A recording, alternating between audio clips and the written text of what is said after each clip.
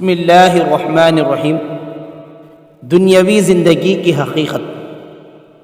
انس رضی اللہ تعالی عنہ سے روایت ہے کہ رسول اللہ صلی اللہ علیہ وسلم نے فرمایا، قیامت کے دن دنیا میں سب سے زیادہ نعمتوں میں رہنے والے آدمی کو لایا جائے گا جو کہ جہنمی ہوگا، پھر اسے جہنم میں غوطہ دیا جائے گا، پھر پوچھا جائے گا کہ اے آدم کے بیٹے، کیا دنیا میں تو نے کوئی بھلائی دیکھی ہے؟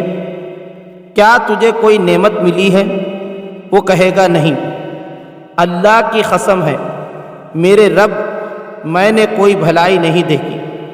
اور ایک آدمی کو لایا جائے گا جو دنیا میں بہت زیادہ مشکل اور تنگی میں رہا ہوگا اور وہ جنتی ہوگا، اسے جنت میں غوطہ دیا جائے گا، پھر پوچھا جائے گا اے ابن آدم، کیا دنیا میں تو نے کوئی تنگی دیکھی یا دنیا میں تجھ سے کوئی مشکل پیش آئی؟ وہ کہے گا نہیں، اللہ کی قسم ہے میرے رب، مجھے کوئی مشکل پیش نہیں آئی اور نہ ہی میں نے سختی اور مشکل وقت دیکھا۔ یہ حدیث دنیا اور دنیا کی نعمتوں کی حیثیت کو بتاتی ہے کہ آخرت کے مقابلے میں دنیا کی نعمتیں کوئی حیثیت نہیں رکھتی ہے۔ جہنم کے عذاب کا ایک لمحہ دنیا کی ساری نعمتوں کو اور دنیا کی ساری خوشیوں کو بھلا دے گا۔ اسی طرح آخرت کے مقابلے میں دنیا کی مشکلات اور دنیا کی مصیبتیں کوئی حیثیت نہیں رکھتی۔ جنت کا ایک لمحہ دنیا کی ساری مصیبتوں اور مشقتوں کو بھلا دے گا۔ اسی حقیقت کو قرآن مجید میں کئی مقامات پر بیان کیا گیا ہے، جیسا کہ اللہ نے فرمایا، پھر اللہ تعالیٰ ان سے پوچھے گا، بتاؤ تم کتنے سال زمین میں رہے؟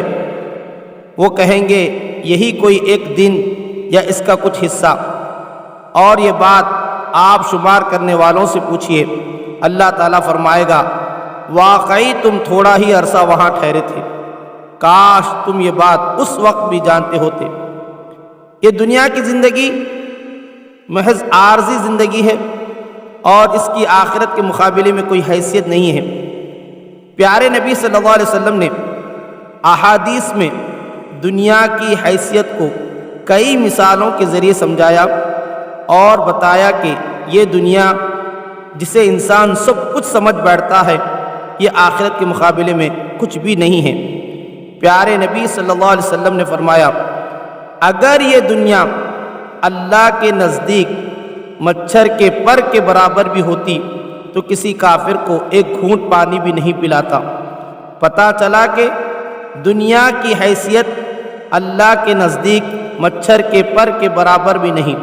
اسی طریقے سے پیارے نبی صلی اللہ علیہ وسلم نے آخرت کے مقابلے میں دنیا کی حیثیت کو سمجھاتے ہوئے فرمایا، اللہ کی قسم، دنیا آخرت کے مقابلے میں ایسے ہی ہے جیسے تم میں سے کوئی آدمی کسی سمندر میں انگلی ڈالے، پھر دیکھے کہ کتنا پانی اس کے ساتھ لگ کر آیا ہے۔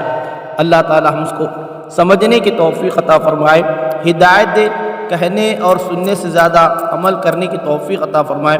یا رب العالمین، واسطہ رحم و کرم کا، واسطہ سرکار دو عالم صلی اللہ علیہ وسلم کا، اے اللہ ہم تمام کے گناہوں کو معاف فرما، ہماری مغفرت فرما، ہمارے والدین کی مغفرت فرما۔ یا اللہ دونوں جہاں میں ہم کو معزز و ممتاز رکھ، دین اور دنیا میں ہم کو کسی کا بھی محتاج نہ بنا۔ اے اللہ عالم کے مسلمانوں کی جان، مال، اہل و عیال، عزت و آبرو کی حفاظت فرما۔ آمین برحمتک یا ارحم الراحمین، والحمد للہ رب العالمین۔